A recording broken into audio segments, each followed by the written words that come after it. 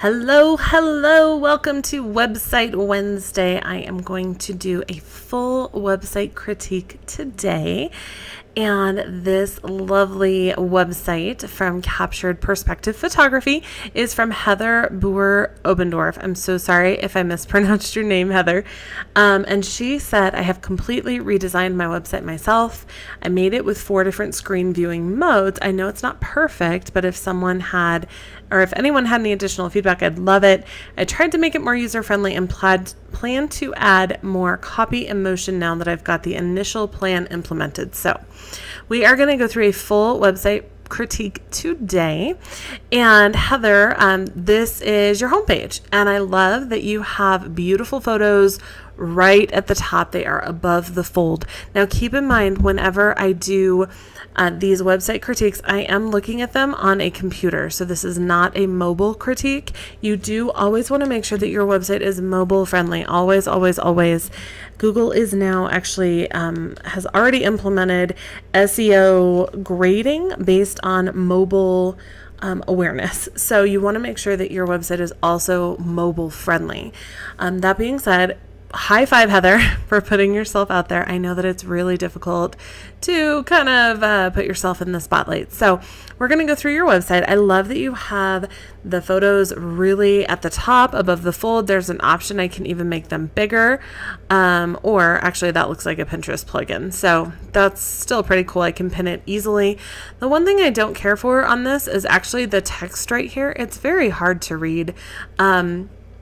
So I'm not sure if you made that a part of the image or if it's actually text. And actually we can go see real quick. Yeah, so authentic storytelling through photography. The text is showing in the code, which means that it is likely text on top of the photo instead of Photoshop, meaning like you bring the picture into Photoshop and you put the text there and then you save it as a photo. So that's a good thing because you want the text to be readable to search engines. And that code that I was just looking at, if you are not familiar with this, I know it is a bitch to read, right? But that is what search engines see. So you want to make sure that you have necessary information in the code, not just in photos. And I totally did this years and years ago. I would take a pretty picture and then put all this beautiful text onto the photo and then just save it as a photo because it was easier. It laid out easier on the page, but the fact is that that is terrible for SEO. So I love that this is text that is separate. My only complaint with it is that it is difficult to read. The other thing that I would love to see is for the slideshow. Oh, I kind of assumed it was a slideshow because of the arrows over here. Let me refresh it real quick and let me just make sure that when I was viewing the source that I didn't cause a hiccup. Yeah, so I guess there's not a slideshow. I'm not sure. It's a little confusing because I see arrows here, which to me says I should be able to click through a slideshow, but I don't see any other photos coming up. So that might be something to check, maybe a little hiccup in the code, or maybe it's not supposed to be a slideshow, in which case I would just take those off just so someone's not confused. So coming down, sorry, I just wanted to try one more time because for some reason it keeps, when I click on the arrow, it's actually highlighting the text. Interesting. And then, oh, look, there is a slideshow. So for some reason, those arrows are not working properly. Again, the text in the middle is a little distracting, especially in this photo because it goes right through their heads and right through her smile. I love the photos though. Oh my gosh, I love winter weddings. Aren't they gorgeous? Beautiful. So double check on this slideshow. Make sure you have it set up the way that you want it to be. And I would also double check this text because like right here, it's going through the bride's head. And I'm wondering if maybe when you had built it, you were on a different resolution or it looked a little different. And that's why it looks different for me, but double check on that because you may want to switch that up a little bit. So scrolling down, as you have heard me say before, photographers miss out on a huge opportunity for SEO points to get text onto their pages. We like to think that people will just hire us for our pictures, and that is partially true. However, when it comes to SEO and allowing people to actually find you, you want to make sure that you have text on your pages, even if they're galleries and full of photos. So I love that she has more information, whether I'm behind the camera or in front of it. News stories, unfold, pardon the mess. Pardon the mess is totally appropriate if you're still working on it. However, keep in mind that sometimes people will leave that there forever and it ends up being there for like 6 months. So just make sure that you remove that when you're done and when you're ready, and don't leave it up forever, because it makes people wonder what's going on, especially if they're following you for a while. Flair, I thought was spelled F-L-A-I-R, but I could be wrong on that because I know there's 2 different kinds. So don't quote me on that, but you might want to double check. And this is my hubby Brian and I at a name I can't pronounce in Vic. I know Vic. Oh, love Vic. It's one of my favorite places. So I love that she has a note about destination weddings and what she can do. Let's Get Lost is awesome. Recent client stories. I do love this. I might make this image a little smaller. It is really, really big on this page. And while that seems kind of appropriate for your work, this is just a really big photo on this page. So as we scroll down, recent client stories, I love, it looks like these are blog posts, which is perfect. I love the way that they are laid out, and I like what happens when I hover over them. I like that a lot because it shows me what I'm about to click on, which is perfect. So the 2020 wedding calendar is now open for booking, traveling, book now. Fabulous. You always need a call to action. The one thing I'm not sure about is what is this supposed to be over here? It looks like maybe there's a photo missing or something that's not showing. And if not, if that was intentional, maybe put another one over here. It just kind of looks like something didn't quite work over there. So we have a Let's Get in Touch, which is a contact thing. Book now takes me, if you look down here, when I hover over something, you can see that it takes me to the contact page, which is awesome. And I love that she says, give Heather a call or send her a text. So this is awesome because you're teaching people how to contact you. That is part of managing expectations. My clients know that if they call me, my phone goes directly to voicemail because I get so many sales calls. So they know to email me and I will get right back to them. But phone calls just don't work very well for me, and that's okay. So I love that she has her email address here as well. One thing I would consider, Heather, is to get yourself a domain-specific email address. It does not mean that you have to change your email. That is a common misconception. So right now we have capturedperspective@outlook.com. What I would recommend is maybe heather@capturedperspectivephotography.com or even info@capturedperspectivephotography.com, and you can just set up an alias, which is basically a forward, so that anything that goes to heather@capturedperspectivephotography.com will then forward automatically to your email. So you do not have to change your email address in order to have that pretty domain email. Now, some people don't care about that. But I am of the opinion, and I know a lot of other people are as well, that it just looks more professional and kind of lends a little more legitimacy to your business. So everything else looks great. Instagram, there's an Instagram icon here, but there's no link, whereas Facebook has a link. So you might want to link that Instagram icon just because that's a little confusing, and I'm like trying to click on it and not happening. So also the phone, if someone's looking at it on their phone, it should automatically come up, but if you want to have a phone link there as well, and then the mail to link as well. So this is not linked, and there is a mail to link that you can do that will automatically open whatever email program they use so that they can contact you. So those are my notes on the home page. Let's start looking at portfolio.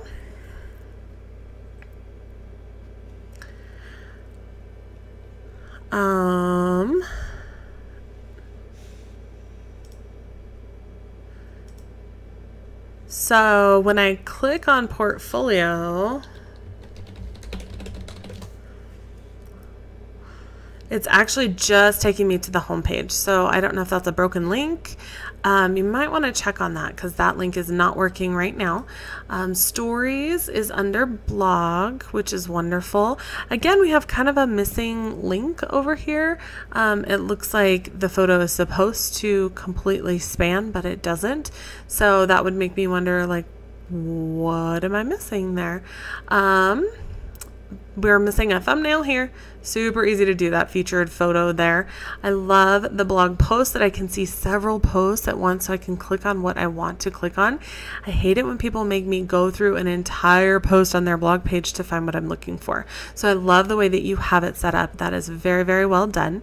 And we have a contact thing right here, which is fabulous. You always need that call to action on every single page of your website. So when we look at the contact me, I might make this, so your photos are gorgeous. And I feel like this photo is not necessarily representative of your work. And if you want someone to contact you and they click on that contact page, then they are at the point where they're excited and they're ready to get more information. So I would almost put like kind of a more exciting photo here. Maybe even, I don't know, like a wedding thing. Oh, that's fun. That would be fun. Or something that's a little more representative of your work, because I feel like the cake shot is not necessarily your best work because you take gorgeous photos, although those flowers look amazing. But I would definitely put something fun, or even better, a picture of yourself, something that shows who they're going to contact and who they're reaching out to. So contact form, we don't have a ton of options, which I love. I'm a big fan of making it very, very easy for people to contact you. The one thing that I would change is to take the required thingy, the requirement off of this field under photography date, because if someone wants a portrait or a lifestyle or something, they're not going to have that. And since wedding is only one of 4 options, then that means you're going to expect maybe a quarter of people to actually have a date in mind. All right, so next up, meet me. These are gorgeous photos. I'm curious why it's showing twice. So you might want to narrow that down to 1 and also make it a little smaller. Because it doesn't have to be huge. If you can even put the text on the side of the photo, which is especially lovely with vertical photos, and it looks really, really good. So behind the camera, let's be totally honest, I've tried to write this 1,000 times. It's really hard to write this. So we have information about where you've lived and your photography business, pursuing your dreams. Kids, toddlers are difficult, totally understand that. What I would recommend is to go through my Kick-Ass About Page formula and rewrite this to talk about you in how it relates to your clients. So right now we have a little bit while I'm behind the camera. My hubby holds down the fort. I'd love to hear more about it. Basically, asking to be a part of their story, but how does that relate to them? So yes, your about page is absolutely about you, and it is time for you to share more things about you, but a lot of those things that you're sharing should be in the context of how does it apply to your clients. So for instance, you said that toddlers can be hard. So is that something that, here we go, photography lets me break away from the chaos of mom life. Is that something that helps you relate to your clients because you understand that? Is that something that helps you when you're shooting a family session to really have the patience to deal with kids like that? Think about your ideal client and what they're struggling with and what they're facing right now in their lives, because that is what you're going to want to address. So as I scroll down, we have more of the recent stories, which I'm betting are blog posts, and then a call to action here, which is always a good thing. So I just fix that photo and kind of rewrite the about page. I know you want to add your personal flair, as well as more copy, stuff like that. So let's look at pricing. We have investment, and we have a full pricing here, which again, Apple versus PC, whatever we have. Should you put your full pricing online, or should you only put starting at? And it really doesn't matter, whatever is ideal for your business and your ideal client. But right here we have full pricing. So I love, now this is something, it's kind of pricing psychology. This is something that a lot of people don't do. You put the most expensive first, because what that does is it's called price anchoring, meaning that when someone sees, oh my gosh, $4,500, if they weren't planning on spending that much, and then they scroll down and they're like, oh, well, $3,500, that's so much cheaper, even though maybe their initial budget was $2,000, but you've anchored the price at $4,500, which now makes this look cheap. So I love that you have that up here, because that is very, very important to set that up in someone's mind and to charge your worth, because what you do matters. So we have alternative investment. I probably wouldn't call this alternative investment sessions, because it almost sounds like you're going to meet with an investment banker. So maybe alternative sessions, investment, just switch those up a little bit. And then you have the information there.